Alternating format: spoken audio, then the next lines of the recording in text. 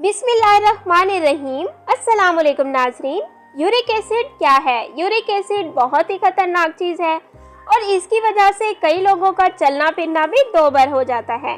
कुछ लोगों में तो ये इस कदर बढ़ जाता है कि सोजिश और बेइंतहा दर्द की वजह से वो अपनी ज़िंदगी भी नॉर्मल तरीके से नहीं गुजार सकते।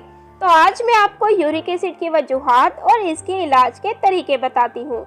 यूरिक एसिड बढ़ने की कई वजूहात हैं, जिनमें ब्लड प्रेशर, मोटापा, खून की कमी और चुंबल शामिल हैं। जब यूरिक एसिड बहुत ज़्यादा बढ़ जाता है तो ये जोड़ों में गठिया बनाता है, जिसकी वजह से दर्द में शिद्दत आने के साथ जोड़ों, एड़ियों और गिट्टों में सोजिश आने लगती है। माहिरीन सेहत का कहना है कि जब हम ऐसे खाने जैसे सुर्ख गोश्त की मिकदार बढ़ा देते हैं तो यूरिक एसिड बढ़ने लगता है।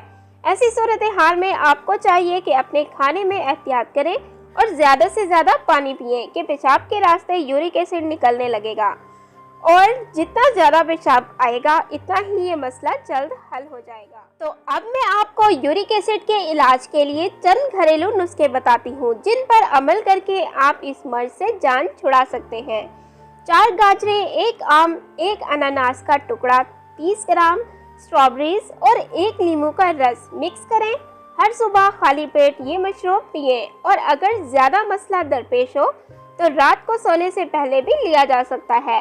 1 लीटर पानी में आधा प्याज को 3 मिनट तक उबालें और 5 मिनट तक ठंडा होने के बाद पिएं। ये मशरूब दिन में 3 बार इस्तेमाल करें। अगर जायका अच्छा ना लगे तो इसमें शहद भी मिलाया जा सकता है। 1 मकई की छल्ली 1 गिलास पानी में डालकर 10 मिनट तक उबालें। ठंडा होने पर पानी को छानकर पी लें। ये मशरूब दिन में 3 बार इस्तेमाल करें। टमाटर को पीसें और इसका जूस पी लें। अपने खाने में टमाटरों की मिकदार को भी बढ़ाया जा सकता है। रोजमेरी के तेल के 3 चम्मच को 1 चम्मच सोयाबीन तेल में मिक्स करके मुतासरा जगह पर मालिश करने से भी दर्द में कमी आएगी। Thanks for watching. Please subscribe my channel health.